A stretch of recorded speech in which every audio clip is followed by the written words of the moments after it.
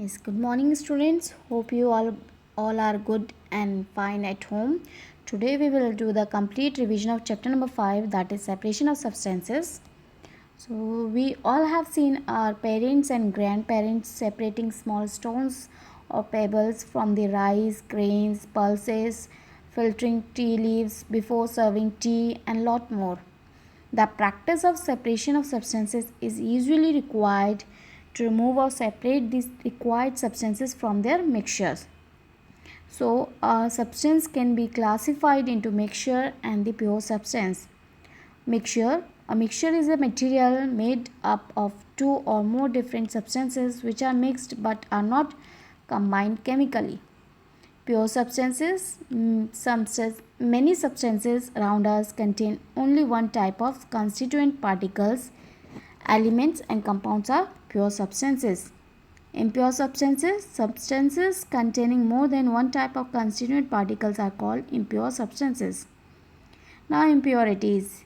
Impurities, these are the unwanted particles present in a substance making it impure. So, what is separation? Separation means removal. So, removal of that substance which is not required or which is very harmful for anyone. Next is what is the need for separation? We carry out the separation of the components of a mixture or an impure substances with the following purposes. First, to remove the unuseful or harmful component. Second, to obtain the useful component. Third, to remove impurities for getting a pure sample. Next, principle of separation.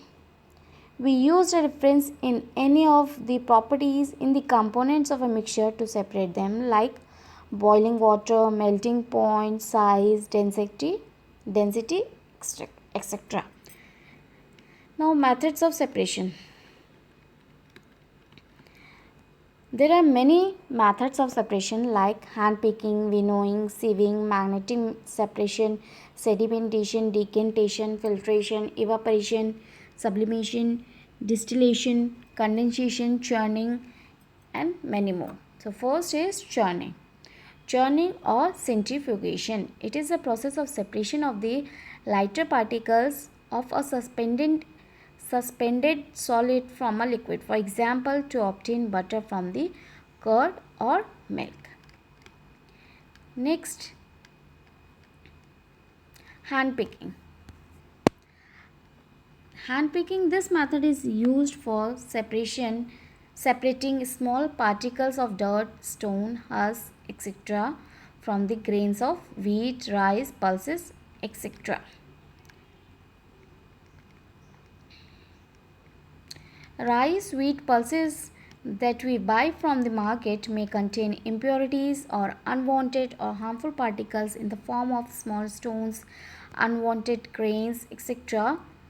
Often these impurities look very different from the food item and can be spotted easily. The method of separation used in such a case is hand picking. This method is preferred when the quality of the mixture is small, the unwanted substance is present in smaller quantities, and the size, shape, or color of the unwanted substance is different from that of the useful one. Next, we have threshing. Grains or seeds of plants like rice and wheat serves as sources of food. The atta that is used for making chapatis is made from wheat grains. After these crops have been harvested or cut, the grains need to be separated from the stalks or the dried stems. This is done by threshing. The process of beating harvested crops to separate the grains from the stalk is called threshing. It is done manually or with the help of machines. Manual threshing is done by holding a pile of crop and beating it on a rock or a hard surface. This loosens and separates the grain from the stalk. Sometimes threshing is also done by crushing the harvested stalks using bullocks.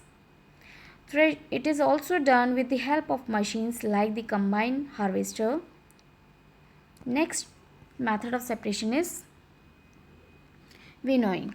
The method used to separate chaff from the grain by wind or blowing air is called winnowing.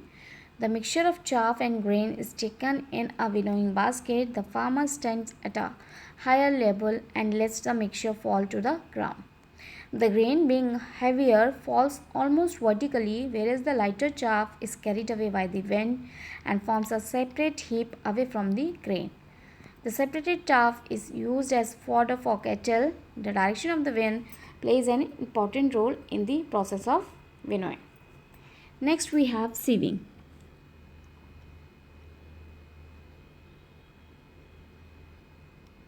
Sieving is used when two components of a mixture have different particle sizes. Sieving allows the fine particles to pass through the holes of the sieve while the bigger particles remain on the sieve. For example, sieving of wheat flour, sieving of sand at construction sites, etc. It is the component of a mixture are of If the components of a mixture are of different sizes, they can be separated by sieving. The smaller component passes through the pores of the sieve, whereas the larger components like stones or husks is left behind it.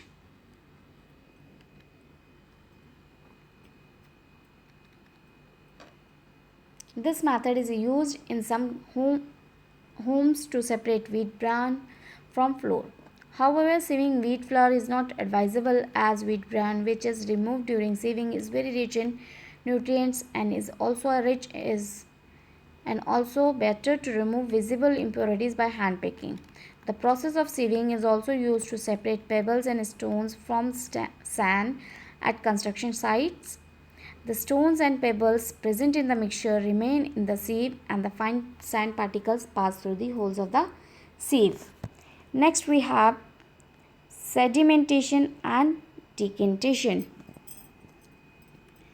Have you seen pulses being washed in your home? When pulses are kept in a bowl of water, they settle down as they are heavy. However, dirt, insects, tiny pieces of straw, and other lighter impurities float at the top. The water which contains these impurities is then poured out and discarded. This process involves two methods, sedimentation and decantation. The process of separating insoluble solids suspended in a liquid by allowing them to settle down is called sedimentation, while the solid particles that settle down during sedimentation are called sediments. The process of pouring out the clear upper liquid without disturbing the sediment is called decantation. The liquid above the sediment is called supernatant. A mixture of sand and water can also be separated by sedimentation and decantation. Next, we have filtration.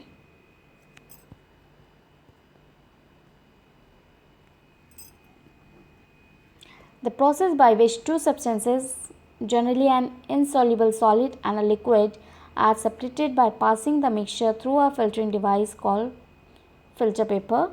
Filtration is commonly used in our homes.